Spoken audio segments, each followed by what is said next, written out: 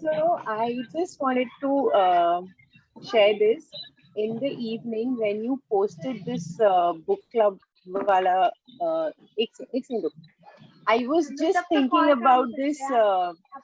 I want to change something so that I get a shift in my life. I just thought this, and your picture came. I mean, your post came. Oh my God. I mean, it was, oh my God, I had goosebumps that time. Thank you.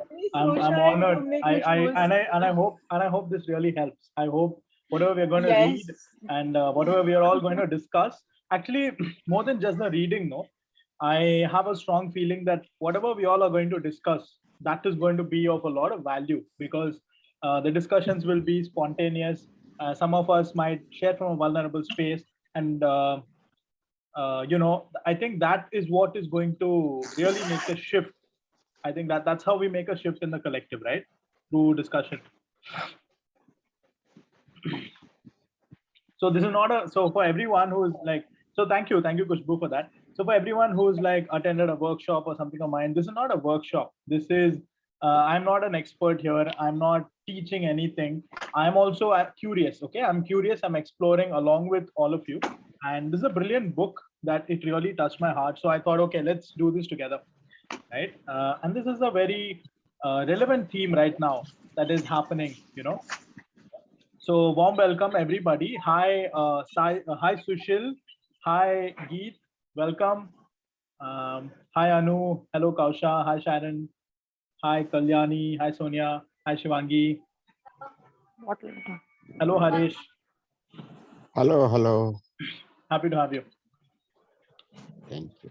Okay. So so a little bit of context to why this book club, what was going on in my space that I felt that, you know, we should do this together.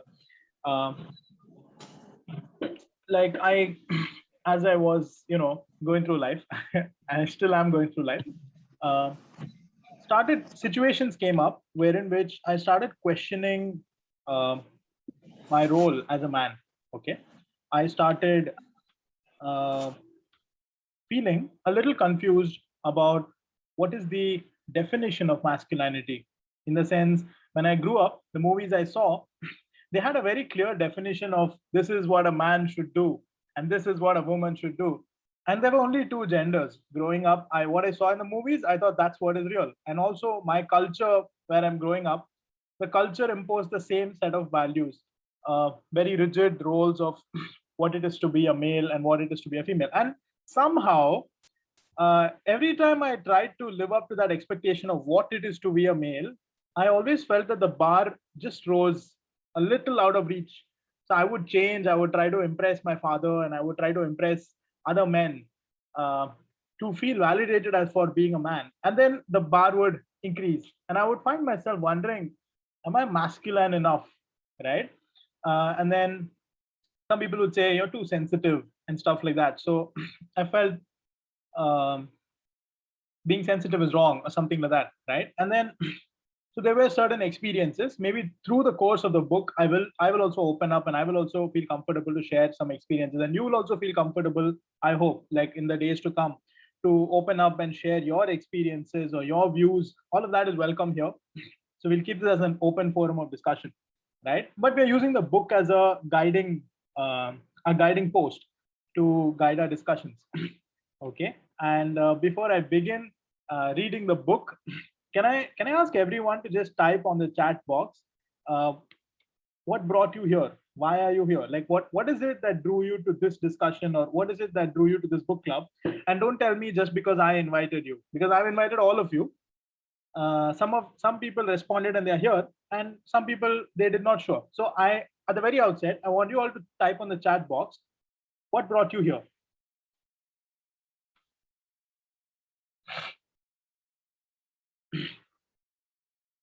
Okay, I got two interesting discussions. One person says the timing of the book club is lunchtime for me, so I'm here for a lunchtime entertainment. Okay. Another person says a discussion from Clubhouse. Okay, so on Clubhouse we had some discussion and it was a heated debate. You know, some people are saying either you're a feminist or you're a rapist. that was the level of polarity that was there in that discussion. And I found myself caught in the middle of it. I was wondering which side should I pick, because they're saying that you have, I mean, the narrative over there was men are basically wrong. That was a narrative on that Clubhouse group. And I said, maybe something is off here, right? And when I said that, that's when a different kind of a discussion started. So Gitanjali is from there. So thanks, Gitanjali. I think that was the Clubhouse in which you were there. So thank you for joining here. So Neelu says the title of the book seems to resonate with me. You know, the will to change. Okay. Science is curious to understand. Supriya says topic. Kushbu says willingness to change something in my life. Okay. Kalyani says I have a strong view on stereotypes in society. Geet says, I got invited tomorrow to speak on what is not working for men, and this came in. Oh, wow, super. So I hope something from here will add value to your talk tomorrow. Okay. So Vikramjeet says, my work on masculinity. So thank you, Mr. Vikramjeet. Thank you so much for joining. I attended your talk on, changing trends in masculinity as part of that mental health talk, and it was brilliant. And that's why I thought personally I should invite you here. Warm welcome. So do you want to say something about your work? Because I feel it's very relevant, the work that you have been doing so many years. Please tell us something about your work. So, hi everyone. I'm Vikramjeet Sinha. I work on the themes of masculinity. I've been working with men and boys in different communities, ranging from juvenile homes to street boys, to transgendered men, and to boys in Kashmir. School boys, people who are prone to taking up guns as their expression, to boys who are passive and you want to shut themselves down. And I also work with in schizophrenic wards. I've worked with men who have been diagnosed with schizophrenia, and I've also worked with men who are addicts. So a lot of range of men I have worked with, including of course women, and I work with teachers too. But a lot of work has been using arts-based therapy, to look at what are the narratives of the different gender variants within masculinity, ranging from transgender to street boys, to ones who have been convicted, to all sorts of men. Yeah, so that's been my work, and I do work with communities.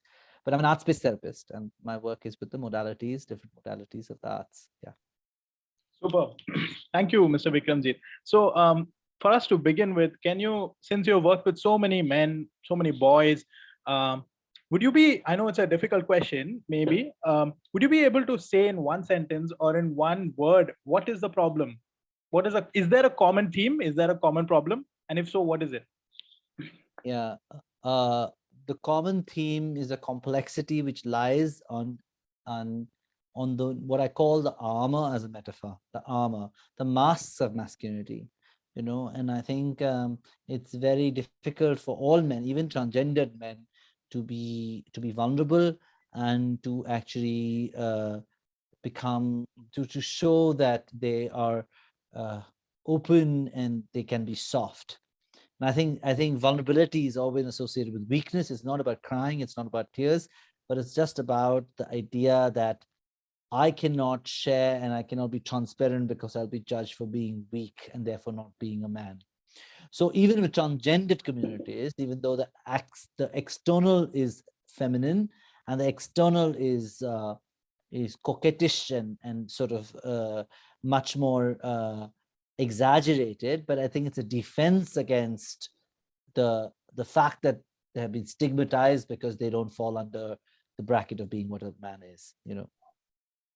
Thank you so much for saying it so succinctly. At the very outset, we have kind of heard from our therapist what seems to be a common problem from the varied masses of clients that he's worked with, right? And I have been working with a lot of clients, and I also see certain trends emerge. The trend that I see is in relationships, men and women, both of them are finding it difficult to receive from each other. And the social narrative is that men are wrong, or the patriarchal narrative is women should be submissive and men should be dominant, right? So that's the patriarchal narrative. And then the feminist narrative is that about equality, mostly, yes. But then this particular feminist, Bell Hooks, the author of this book, she is coming from a very different space. She's coming from a compassionate space for both the genders. I mean, for all genders, not just two, right? So that's the intent with which you're beginning. So thank you, Vikramjit sir, for sharing that. So I'm just going to read out a little more of what people have shared on the chat box. Uh, okay. Sonia says to know more about human trait. Namrata says, I came here because feminism, the noun, and feminism, the verb, confuses me. Oh, wow. That's a great, thing what you said. That's interesting.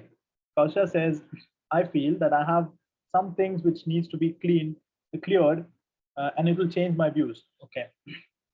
Sharon says, I want more depth knowledge on this subject. Super. Tanvi says, topic interested me, wanted to know more about it. Supriya says, wonderful. Anu says, I wanted to be a part of reading where different points of view from prevailing since don't know from times unknown would be talked about. Okay. Because yeah, that's one advantage of a book club, right? So we read a segment, and then when I read it, I think that okay, this is the most important segment of the book, and then somebody else says, hey, but do you remember reading that part? That part inspired me, and then you start seeing different parts of the book from different narratives. That's what's beautiful about a book club. Okay. Sharon says, very well explained, the masks of men and the vulnerability underneath the mask. Thank you, Vikramji. So without further ado, I will start the book, and then I will pause in between to invite your discussions and your views and how you feel about the material that's being read, right? So let's begin. Okay, so this is the book, The Will to Change, Men, Masculinity and Love by author Bell Hooks. Preface about men. So Bell Hooks is writing, when Phyllis Chesler's book about men was first published more than 10 years ago, I was excited. At last, I thought then, a feminist thinker will explain the mystery, men. Back then, I had never shared with anyone the feelings I had about men. I had not been able to confess that not only did I not understand men, I feared them. Chesler, with her usual take no prisoners daring, I was certain, would not simply name this fear, explain it. She would do much more. She would make men real to me. Men would become people I could talk to, work with, love. Her book was disappointing, filled with quotes from numerous sources, newspaper clippings of male violence. It offered bits and pieces of information. There was little or no explanation, no interpretation. From that time on, I began to think that women were afraid to speak openly about men, afraid to explore deeply our connections to them. What we have witnessed as daughters, sisters, grandmothers, mothers, aunts, lovers, occasional sex objects, and afraid even to acknowledge our ignorance. How much we really do not know about men. All that we do, all that we do not know intensifies our sense of fear and threat. Certainly, to know men only in relation to male violence, to the violence inflicted upon women and children, is a partial, inadequate knowing. Nowadays, I'm amazed that women who advocate feminist politics have had so little to say about men and masculinity. Within the early writings of radical feminism, anger, rage, and even hatred for men was voiced. Yet there was no meaningful attempt to offer ways to resolve these feelings, to imagine a culture of reconciliation where women and men might meet and find common ground. Then there was something called radical feminism, and then there's something called militant feminism.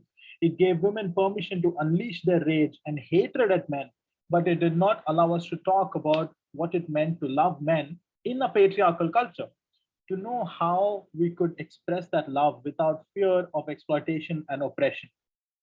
Before her death, Barbara Deming was among those rare outspoken feminist thinkers who wanted to create a space for women to talk openly about our feelings about men, articulating her concern that the wellspring of female fury at men was making it impossible for women to express any other feelings than their sense that men are hopeless. She stated, it scares me that more and more women are coming to feel this way, to feel that men as an entire gender are hopeless.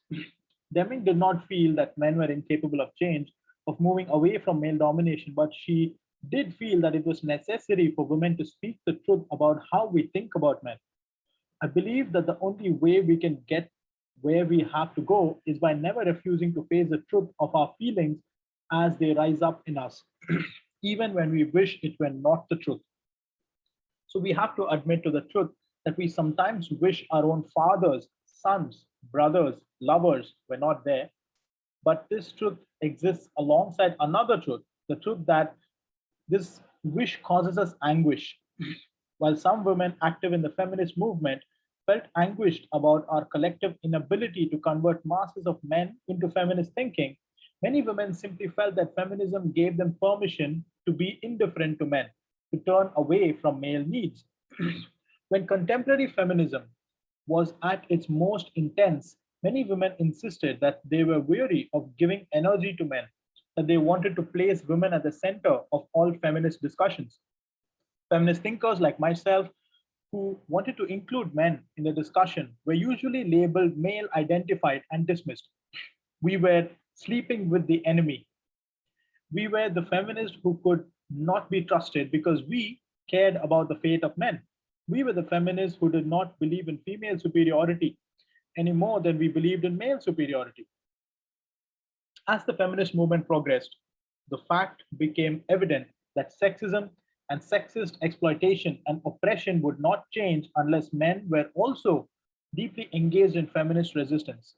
Yet, most women were still expressing no genuine interest in highlighting discussions of maleness. Acknowledging that there needed to be more feminist focus on men did not lead to the production of a body of writing by women about men. The lack of such writing intensifies my sense that women cannot fully talk about men because we have been so well socialized in patriarchal culture to be silent on the subject of men.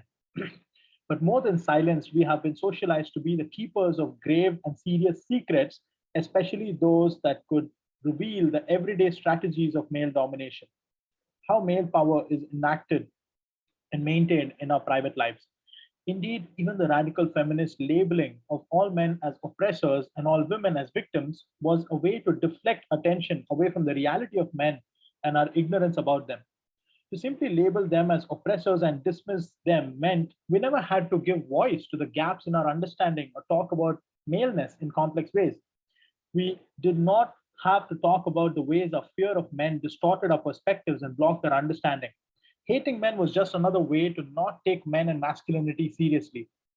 It was simply easier for feminist women to talk about challenging and changing patriarchy than it was for us to talk about men. What we knew and did not know about the ways we wanted men to change. Better to just express our desire to have men disappear, to see them dead and gone.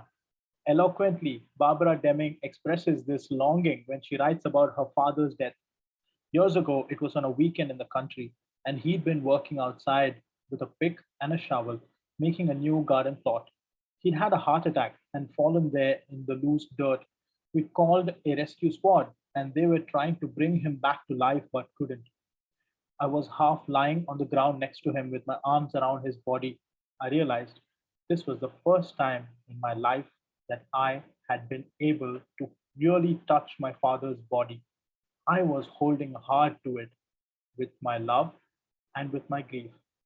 And my grief was partly that my father, whom I loved, was dying, but it was also that I knew already that his death would allow me to feel freer. I was mourning that this had to be so. It's a grief that is hard for me to speak of, that the only time I would feel free to touch him without feeling threatened by his power over me was when he lay dead. It's unbearable to me. And I think there can hardly be a woman who hasn't felt a comparable grief. So it's an oversimplification to speak the truth that we sometimes wish men dead, unless we also speak the truth, which perhaps is even harder to face as we try to find out our own powers to be our own women. The truth that this wish is unbearable to us, it rends us. As a young woman in my 20s who had not yet found her own powers, I often wish that men in my life would die. My longing for my father's death began in childhood. It was the way I responded to his rage, his violence. I used to dream him gone, dead and gone. Death was a way out of the fear evoked by the proclamation. Wait until your father comes home. The threat of punishment was so intense, his power over us so real. Lying in my girlhood bed, waiting to hear the hard anger in his voice, the invasive sound of his commands, I used to think, if only he would die, we could live. Later, as a grown woman waiting for a man in my life to come home, a man who was more often than not a caring partner, but who sometimes erupted into violent fits of rage, I used to think, maybe he will have an accident and die. Maybe he will not come home. And I will be free and able to live. Women and children all over the world want men to die so they can live. This is the most painful truth of male domination, that men wield patriarchal power in daily life in ways that are awesomely life threatening, that women and children cower in fear and various states of powerlessness, believing that the only way out of their suffering, their only hope is for men to die, for the patriarchal father not to come home. Women and female and male children dominated by men have wanted them dead because they believe that these men are not willing to change. They believe that men who are not dominators will not protect them. They believe that men are hopeless. When I left home and went away to college, if I called home and my father answered, I hung up. I had nothing to say to him. I had no words to communicate to the dad who did not listen, who did not seem to care, who did not speak words of tenderness or love. I had no need for the patriarchal dad. The feminism had taught me that I could forget about him, turn away from him. In turning away from my dad, I turned away from a part of myself. It is a fiction of false feminism that we women can find a power in the world without men. In a world where we deny our connections to men, we claim our power fully only when we can speak the truth that we need men in our lives. That uh, men in our lives, whether we want them to be or not, that we need men to challenge patriarchy, that we need men to change. While feminist thinking enabled me to reach beyond the boundaries set by patriarchy, it was the search for wholeness, for self recovery, that led me back to my dad. My reconciliation with my father began with my recognition that I wanted and needed his love, and that if I could not have his love, then at least I needed to heal the wound in my heart his violence had created. I needed to talk with him, to tell him my truth, to hold him close and let him know that he mattered. Nowadays, when I call home, I revel in the sound of my father's voice, his southern speech familiar and broken in all the right places. I want to hear his voice forever. I do not want him to die. This dad, whom I can hold in my arms, who receives my love and loves me back. Understanding him, I understand myself better. To claim my power as a woman, I have to claim him. We belong together. The will to change, men, masculinity, and love, is about a need to live in a world where women and men can belong together. Looking at the reasons patriarchy has maintained its power over men and their lives, I urge us to reclaim feminism for men, showing why feminist thinking and practice are the only way we can truly address the crisis of masculinity today. In these chapters, I repeat many points so that each chapter alone will convey the most significant ideas of the whole. Men cannot change if there are no blueprints for change. Men cannot love if they are not taught the art of loving. It is not true that men are unwilling to change. It is true that many men are afraid to change. It is true that masses of men have not even begun to look at the ways that patriarchy keeps them from knowing themselves, from being in touch with their feelings, from loving. To know love, men must be able to let go the will to dominate. They must be able to choose life over death. They must be willing to change. Okay, so that's the preface. Okay, that is the space that the author is writing this book from her own personal experiences with her dad and her. You saw the journey of the author, right? When she started, she spoke about radical feminism, and then she spoke about the, what was it, contemporary feminism, right? How it kind of changed, and her own relationship with her father was starting to change, right? That's her personal journey, and from when she shared moments of her childhood, you can see the violence that was there, and you can see moments where she wished her father died, and from there moving to a space where she says that today when I call him, I can see he's receiving my love, and I can see he is, and I'm receiving him, and he's a part of me, and I cannot deny that part of me. I found that very beautiful, right? That's what personally resonated with me. So I would like to hear from you guys. So how are you all feeling about this brief preface and the author's journey? Which part of what we read kind of maybe touched you or inspired you or resonated with you? So you can unmute yourself and share. Pretty intense, Sanjeev. The language, initially for a moment I found it superfluous, but then I got to the depth of the emotion with which the writer is writing, and I think it was able to unravel a lot of parts which men or as a neutral gender is not able to express. That how a child or a woman would like a man not to come home so that they can live free. So pretty intense. And what I really liked about is, we hear so much about feminism. Uh, Unfortunately, they do not know what else to do. That is the best choice which is available to them, but they have not asked what else is different. That is a choice. And what I also perceive is the more resistance is created with feminism, the more the barrier or the separation between men and women will exist. So I think it's really a good job done, especially in the preface. I thought that it's the first chapter, but it's just the preface. So I would look forward to what else lies beyond. Yeah, me too. Yeah. Me too. I'm looking forward to chapter one. Chapter one has an amazing story. Yeah. Uh, yeah. So Kausha says, I really agree with Rohit ji that we have. Kausha, do you wanna speak it in your own voice, or do you want me to read out, whichever? Hi.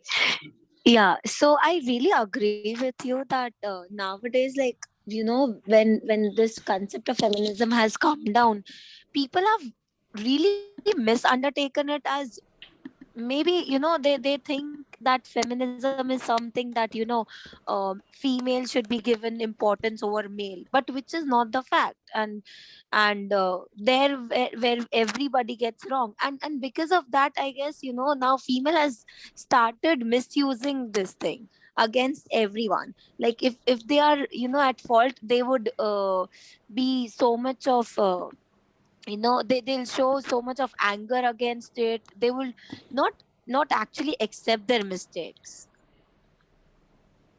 Yeah.